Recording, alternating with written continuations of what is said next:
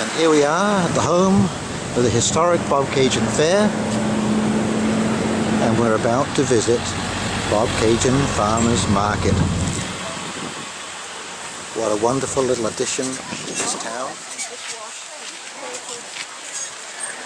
Hi, how you doing? Good, yourself? Just great, thank you very much. So this is the honey guy. This is the honey guy.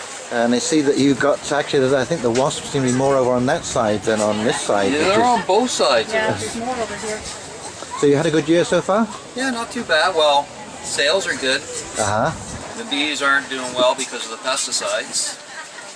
So how did that lawsuit do? There was a lawsuit being launched recently. Oh, it's just started. It's only been registered as a class suit, and could be years in court. Who knows?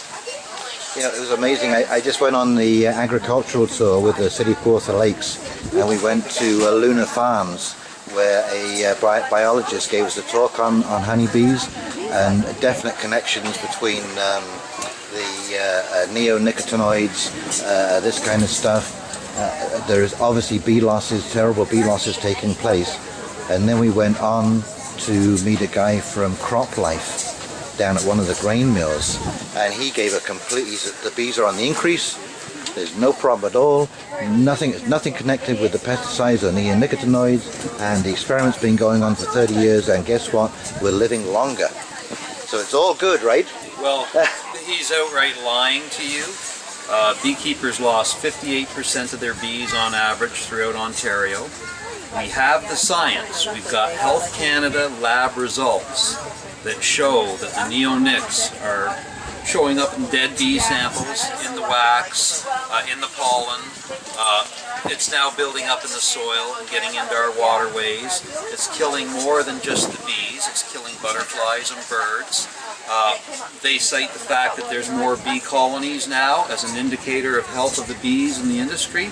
And that's not an indication of the health of the industry. Beekeepers are keeping more bees now because we know we're losing more bees. We have to keep more bees if we want to come through the winter with anything surviving at all. So we've got the science, we've got the evidence, we've got the lab results, we have all the proof. Bare crop science, they're outright lying to you. Well, I know that when I go kayaking up in the sanctuary, now this is a place that doesn't get sprayed at all. I haven't seen a honeybee this year. It's all bumblebee activity. Well, it may not get sprayed. Like a lot of the neonicotinoids, it's seed treatment.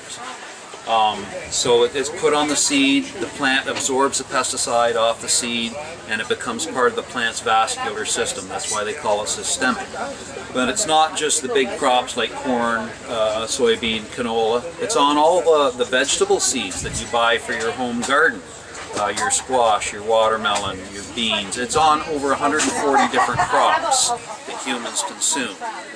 It is also, if you go to the nursery and you try to buy ornamentals that are supposed to be bee and butterfly friendly, these plants are injected with neonicotinoids. You're trying to help, but you may be hurting bees and butterflies.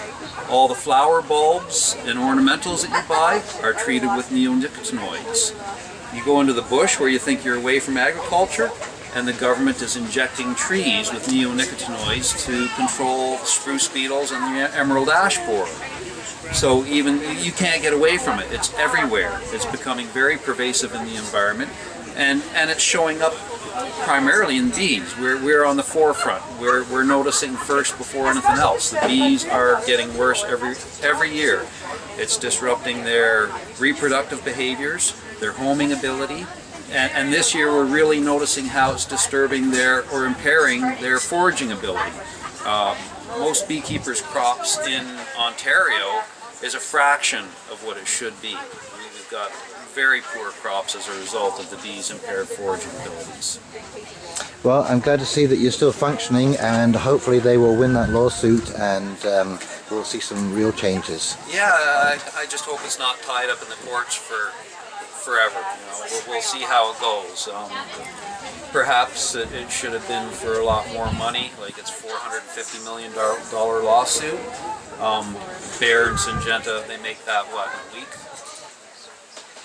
Yeah, hopefully we will see some Not action. even a slap on the wrist, so we'll see. We'll see how it plays out. You know, the lawsuit's one thing. I think the most important thing is that we get this chemical ban There's a lot of very strong evidence, scientific links that link it to cancers, to neurological diseases, autism, Parkinson's, epilepsy, behavioral issues. It's not just the bees and the environment, it's the future of our grandkids.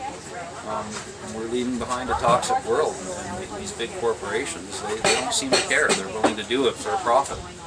Well, it's been banned in Europe, so hopefully we'll be able to follow suit. Yeah, there is a 2-year moratorium in Europe. A lot of other countries are getting on board, both with the GMOs and the neonicotinoids.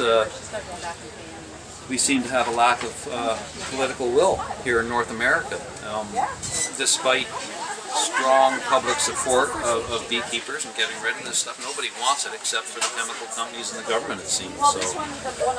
So it may take a while, but I think sooner or later, people are going to be forced into doing the right thing. Thanks for getting that out there. Have a great day. You too.